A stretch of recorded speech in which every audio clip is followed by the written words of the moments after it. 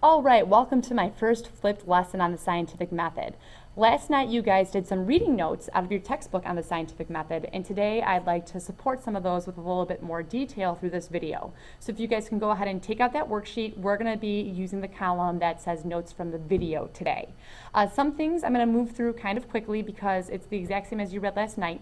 But if you feel like you're missing something or if I'm going too fast, please hit pause on the video and go ahead and copy down whatever it is that you feel you need, or back up the video and re-listen to or rewatch a part. So let's go.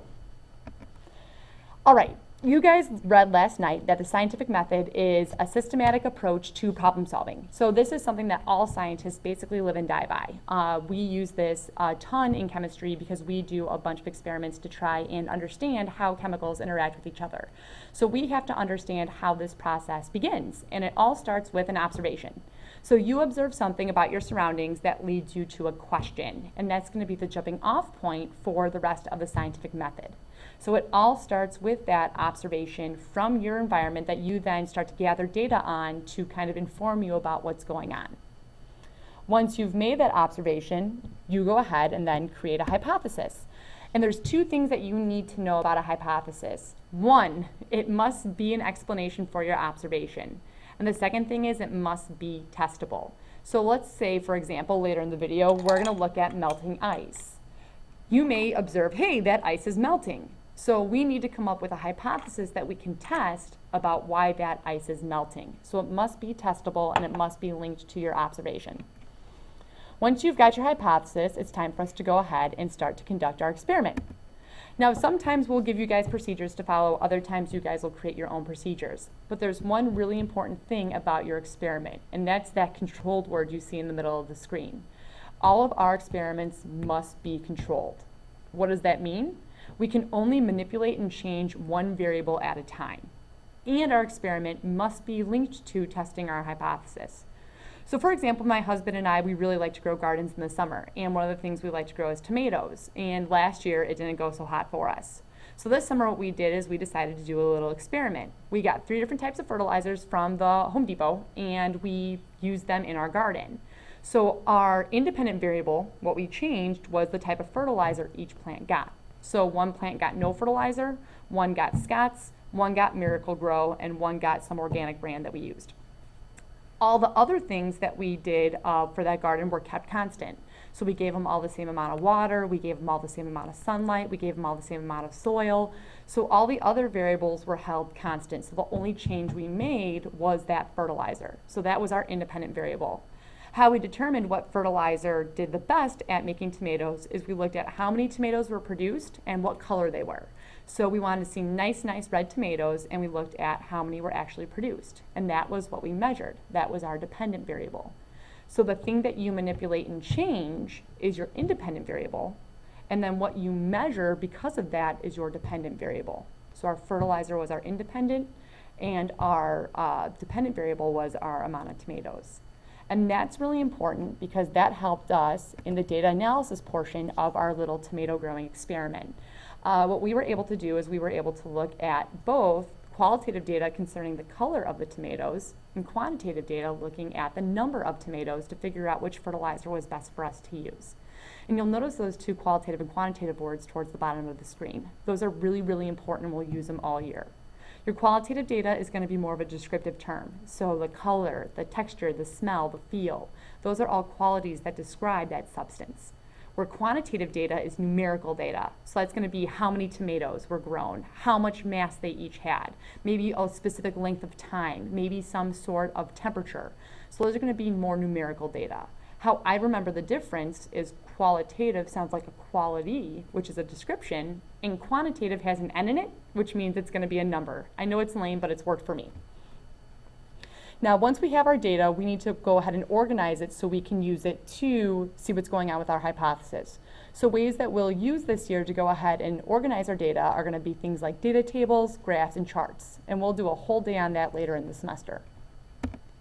But once we've got our data, what we need to do then is write a conclusion. And that conclusion is either going to support or refute our hypothesis based on the data that's collected. So it's all going to come back to the data that we collected, and it's either going to support our hypothesis or refute our hypothesis. Support just means, yep, the data says that was a good hypothesis. Let's go ahead and maybe retest again and see if we get the same results.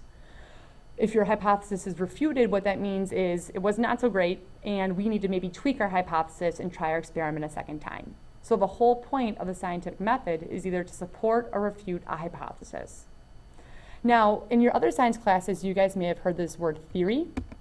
What a theory is it's just a really well-supported hypothesis. So for example, there's a lot of people who have a lot of different views about how life started on this planet. And one of the views that's pretty scientifically supported is the idea of the Big Bang Theory. What that theory is it's just the best explanation some scientists have right now that explains how life started on this planet. And they've got fossil records and the CERN particle collider and all this other data that supports their theory. So a theory is just a very well-tested, very well-supported hypothesis, but it is not fact. A theory can change over time. There may be some fossil that we haven't even discovered yet that could maybe throw the whole Big Bang Theory out of the picture, and then we'll have to come up with something new. So a theory is just the best explanation we have right now based on the data that's been collected. This is different from something called a scientific law, which is what you also read about last night. These two words are sometimes very, very confusing, but here's the main difference. A scientific law is just a summary statement. So for example, there's life on Earth. We can observe that things live on this planet. That is a law. The theory then tries to explain how that life got here. So the law, life is on this planet, is then explained by the Big Bang Theory.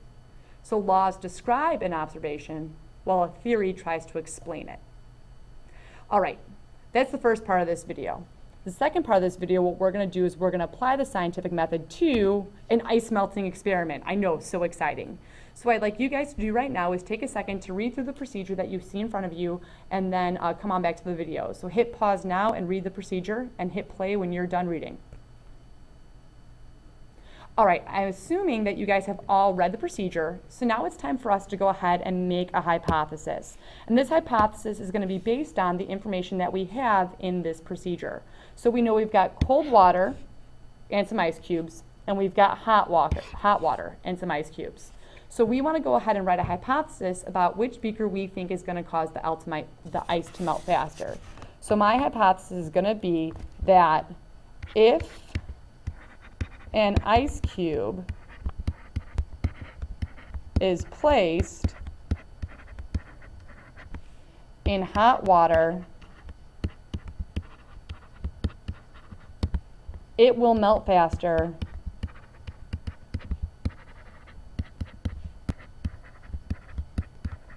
than cold water.